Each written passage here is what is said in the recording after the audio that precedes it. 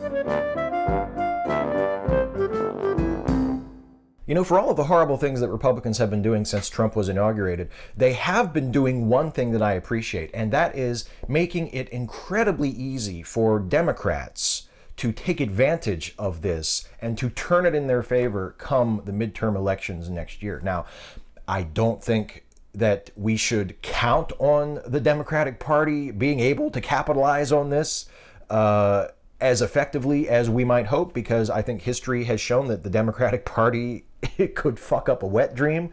But I do think that the roadmap to how they can fight the Republicans and fight Trump and take back, if not take back control of Congress, at least bleed off a great deal of that Republican power base in the House of Representatives and the Senate. I think that roadmap is pretty clear at this point, because the Republicans are doing all sorts of things that are pissing off their constituents, both Republicans and Democrats, and all the Democrats have to do is to separate themselves and basically just do the opposite of what the Republicans are doing. Now, I am not a strategist. I have never worked in politics in any direct capacity. I've never run for office. I've never worked on a campaign.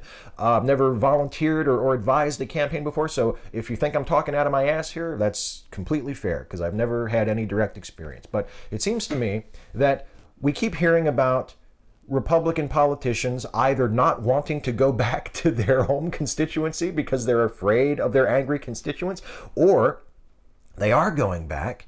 And in the case of people like Mitch McConnell or Tom Cotton or a bunch of other Republicans who went home this past week and had town hall meetings with their constituents and just got their asses raked over the coals by people who were furious about the repeal of the ACA, were furious about the executive orders from Trump, just people who were just really, really letting them have it.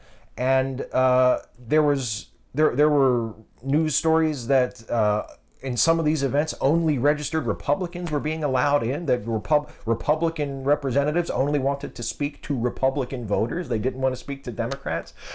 So the strategy for the Democrats is obvious. Whether it's a Democrat running for re-election or whether it's a Democrat, especially most importantly, if it's a Democrat running against a Republican to take that seat, hold town meetings where the public is welcome. Make a point to say, hey, everybody's welcome.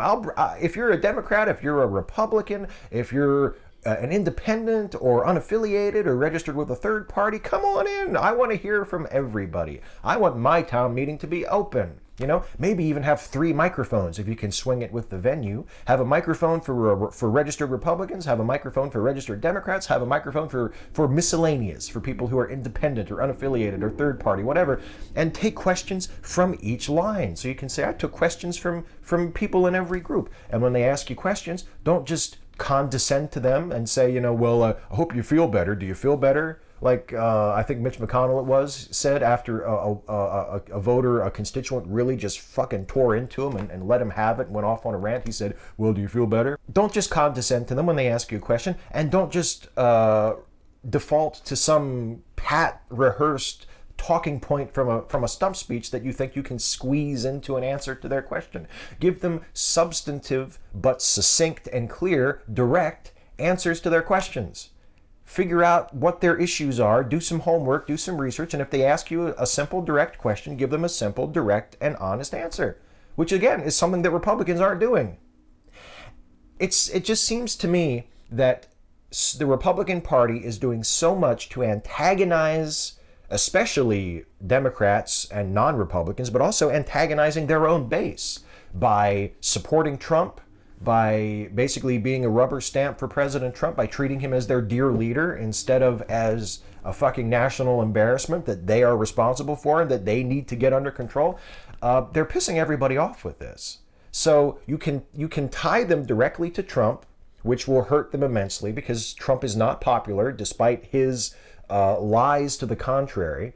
You can differentiate yourself and your party from the Republicans by just doing the things that they're scared to do, by holding more town meetings, by engaging with the public, by making a point leading up to the event to say all are welcome. We're not just interested in talking to Democrats. We'll talk to Democrats and Republicans and people no matter what their registration status is. We're interested in hearing from you because we are interested in getting to Washington and fixing this and representing you.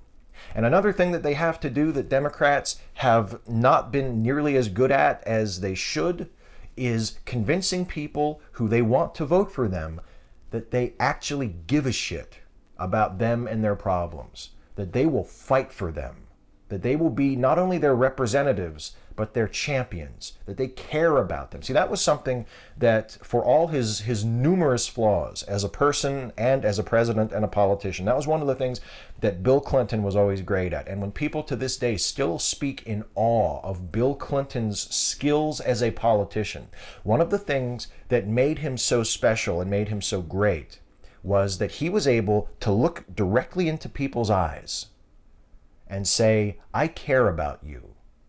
I feel your pain. He took a lot of flack for saying that. A lot of people made fun of him mercilessly when he said, I feel your pain. But when he said that, he was looking right at someone. He was telling that person that he felt their pain, that he cared about them. And he did that probably to hundreds or thousands of people during his presidential career, during his political career in general. He looked people in the eye. He made them convinced that he saw them, that they existed to him, and he cared about them, and he felt their pain, and he understood their problems, and he cared, and he was going to fight for them, and whatever was wrong, he was going to do everything he could to fix it. And it might be hokey, it might be corny, depending on the politician, it might even be incredibly dishonest. The politician might just be feeding you a line of bullshit when they look at you in the eye and say, I care about you and I want to help you. But more often than not, that shit works. Now, of course, ideally, I want the person saying it to mean it and to actually go to Washington and do it and to fight for the people that they say they're going to fight for. But so often, it feels like Democratic politicians skip that part. They don't take the time to convince people they want to vote for them that they care about them, that they will fight for them, that they will be their champion when they get to Congress. If the Democrats can do that, and if the Democrats can convince other people that they care about them more than Republicans do, and that they are more open to interacting with the public, that they are more receptive to criticism and input from their constituents, and they can remind everybody that the Republican Party has done nothing but roll over for Trump since he got there, if they can do all of that, they can win. They can win. They can make huge gains in 2018. They can make even bigger gains in 2020, and they can throw Trump the fuck out of there and all of the Republicans who supported him and enabled him right along with him. It can happen. It can be done. Will it be done? I don't know, because as I said earlier, I have learned from bitter past experience that the Democratic Party has some really, really terrific ideals, but some really, really terrible execution. And I honestly, the thing I have the most confidence in the Democratic Party about is their ability to fuck up any opportunity they have to win and to make progress. I hope that doesn't happen. I really hope that the Democrats are able to capitalize on this and to make some serious inroads and to eat away at this Republican power base.